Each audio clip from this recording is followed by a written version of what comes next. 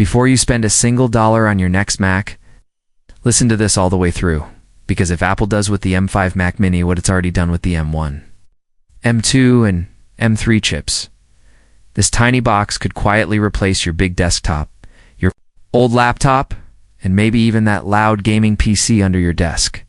Right now, the Mac Mini is the most boring-looking computer Apple sells, and at the same time, it's their most dangerous one. It just sits there, silent, small, almost invisible, but inside, it has the potential to become the most powerful, cheap Mac Apple has ever made. And that's exactly why so many people are already waiting for one thing: the M5 Mac Mini. At the time I'm recording this, the M5 Mac Mini is not officially announced. There's no press release, no Apple event, no price on Apple's website. But we don't need a crystal ball to see where this is going. Apple has shown us the pattern. With every chip from M1 onward, and if they keep going the same way, the M5 Mac Mini could be the sweet spot that almost nobody talks about. But everybody should.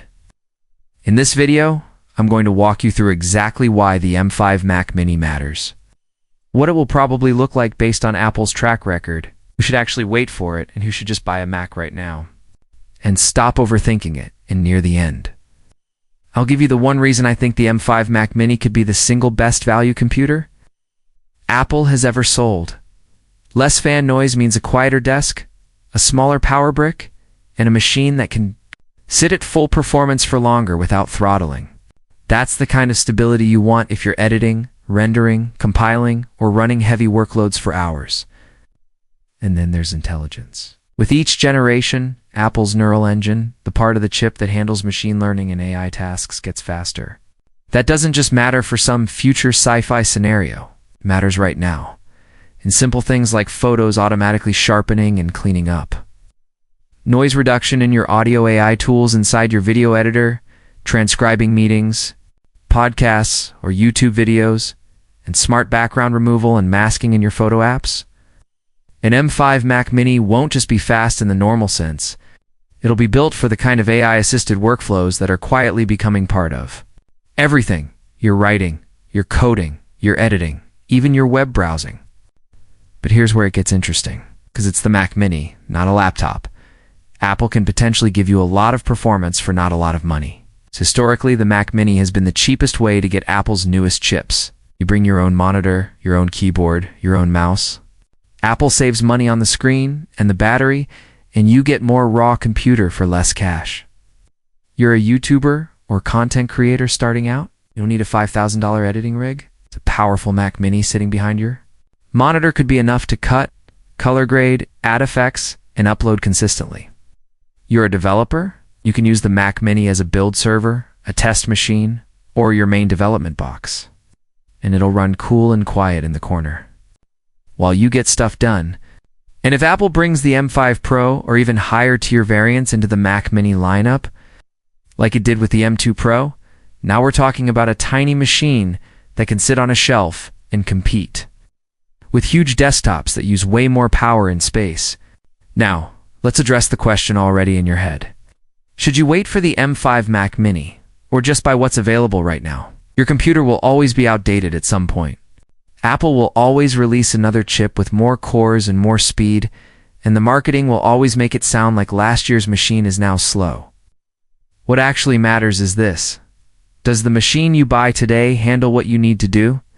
For the next 3 to 5 years, if you're just doing light stuff, email, documents, Netflix, YouTube, maybe some light photo editing, the current generation Mac Mini is already complete overkill. Waiting for the M5 probably won't change your life. You won't suddenly wake up and say, now I can finally open Gmail. But if you're pushing the limits, heavy video editing, 3D work, Xcode builds, multiple virtual machines, a lot of AI and machine learning workflows, then every generation of Apple Silicon does matter. The difference between it works and it flies can be the difference between finishing a big project on time or missing your deadline. So here's a simple way to think about it. If you need a new Mac right now because your current one is dying, slowing you down, or costing you money and wasted time, buy the best Mac Mini you can reasonably afford today and don't look back. you're already losing more in time and frustration than you'll gain by waiting. But if your current setup is fine and you're just curious, you know you're going to need more power a year or two from now, that's when it makes sense to keep an eye on the M5 Mac Mini, especially if you're planning a serious, long-term investment into your setup. Now let's talk about something that doesn't get enough attention: flexibility. Laptops are convenient, but they're hard to upgrade. You're mostly locked into the screen, the keyboard, the ports, the everything. If something breaks, you often replace the whole thing. The Mac Mini is different. It's modular in a very human way. You don't like your monitor anymore?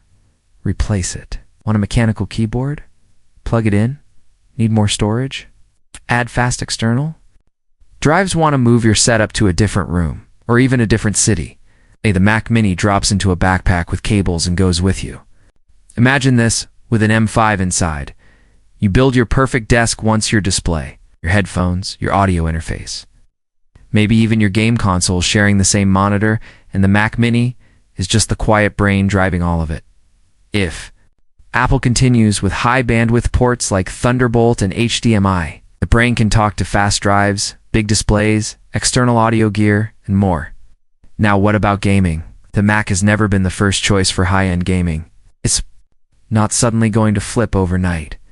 But Apple has been slowly pushing harder into gaming with Metal, better GPUs and Apple Silicon, and tools that make it easier for developers to bring Windows games over to macOS. An M5 Mac Mini with stronger integrated graphics could land in a wait-away. Very sweet spot.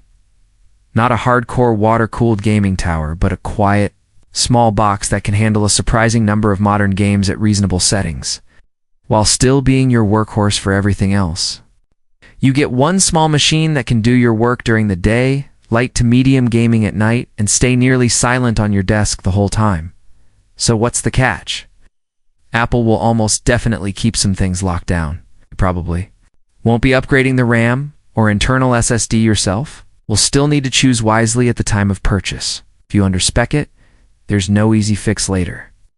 That's why if you're planning to wait for the M5 Mac Mini, you should also be planning your configuration ahead of time. How much memory do your apps really need? How much storage do you want inside the machine versus on external drives? How many displays do you plan to run? Do you rely on certain ports like HDMI, USB-A, multiple USB-C, Ethernet? By the time Apple actually announces anything, you want to already know the answers to those questions, so you're not sitting on the website, confused, making a rushed decision that you regret 6 months later.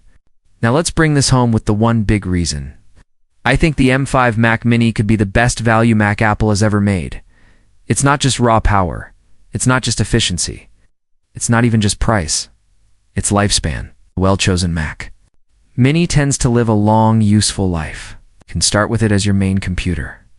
A few years later, if you move to a MacBook, that same Mac Mini can become your always-on home server, your Plex box, your time machine backup station, your family computer in the living room, or your dedicated media and download machine in the corner. You're not throwing it away. You're reassigning it. Now picture that with an M5 chip. A level of performance and efficiency that's already overkill for today's everyday tasks. Sitting in a small box that can silently serve some purpose in your life for 5, 7, maybe even 10 years. It's the real power move. Buying a machine that doesn't just feel fast when it's new, but stays relevant and useful for a long time. If you're listening to this because the words M5 Mac Mini caught your eye, here's what I want you to walk away with. Don't get paralyzed waiting for perfection. If you truly need a Mac now, buy something solid now and use it to build whatever you're trying to build. If you can wait, use that time wisely. Learn what you actually need. Study how you really work. So when Apple does release the next generation Mac Mini, you'll know immediately whether it's the right move for you. And don't underestimate that little aluminum box. It might not fold, it might not have a fancy notch, it might not make headlines the way the latest iPhone does, but quietly in the background, the Mac Mini, especially with something like an M5 inside, could be the one computer that gives you the most power per dollar. For the longest time, if you found this helpful and you want to stay ahead of what's coming next in the Apple world, stick around, because this is just the beginning of where desktop Macs are going. Thanks for listening, and I'll see you in the next one.